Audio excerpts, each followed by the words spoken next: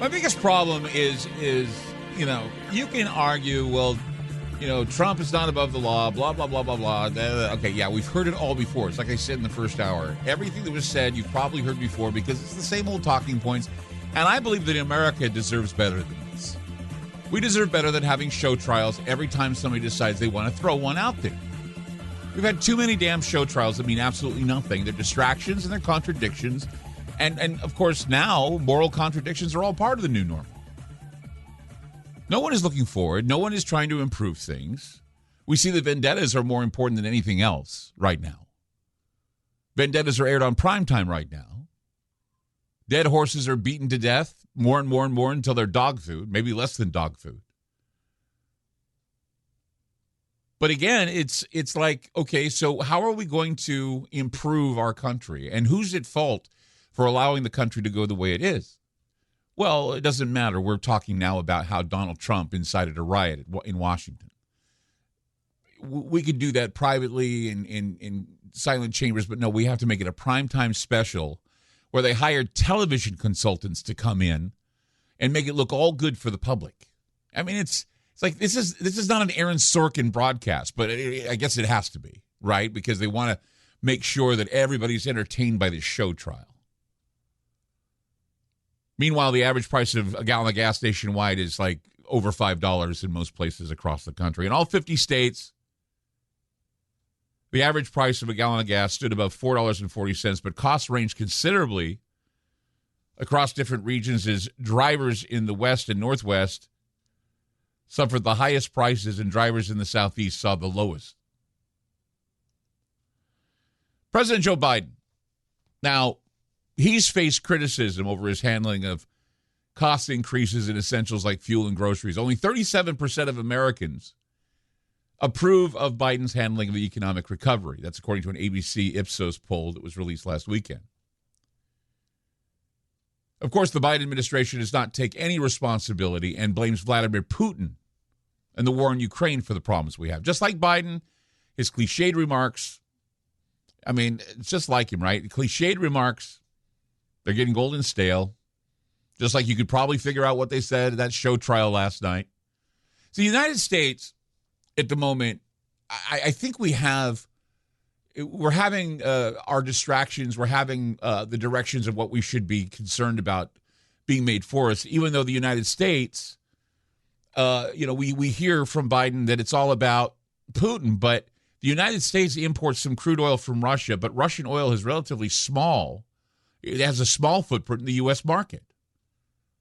Recent data shows that Russian imports accounting for about 7% of total U.S. imports. From Biden's inauguration, the price of gas started going up. From the time he was inaugurated, the price of gas started going up. And this is before the war. When Biden starts shifting blame, he leaves out the fact that the gas prices rise. You know, he says that, well, it's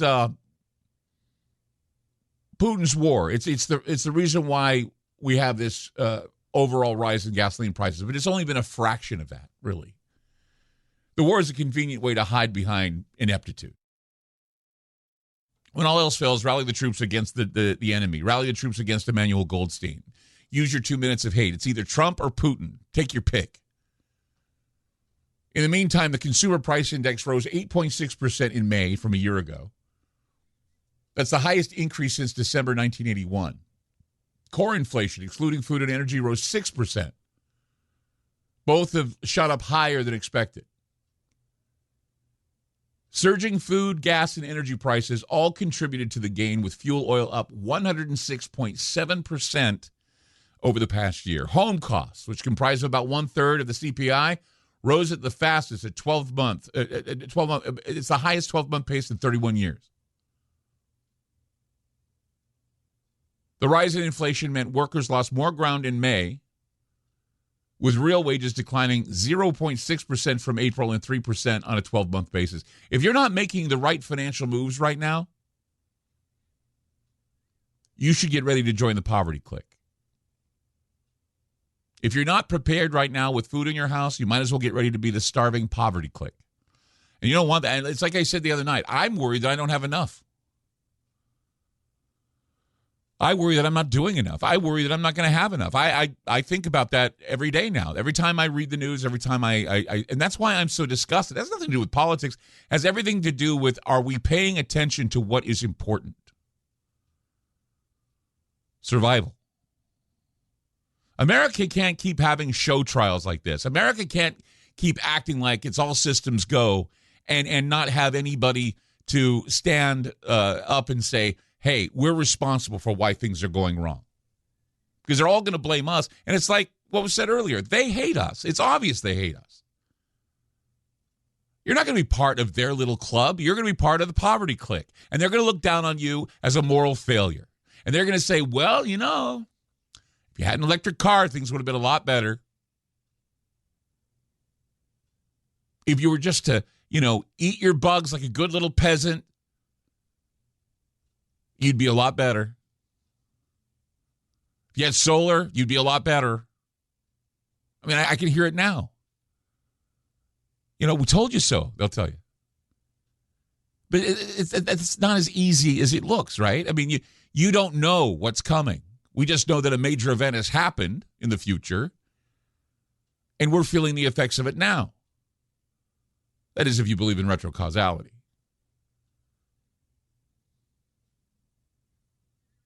I mean, if you're making financial moves, if you've got a little set aside for maybe your cryptocurrency, a little set aside gold, silver, whatever, if you got a diversified portfolio, IRA, or what have you, I mean, there's a lot of things you got to take into consideration.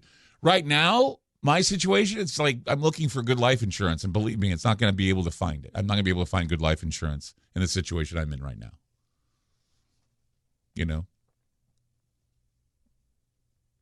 Experts will see double the number. This is what I was reading today. They're going to see double the number of people facing acute hunger, just 265 million people by the end of this year.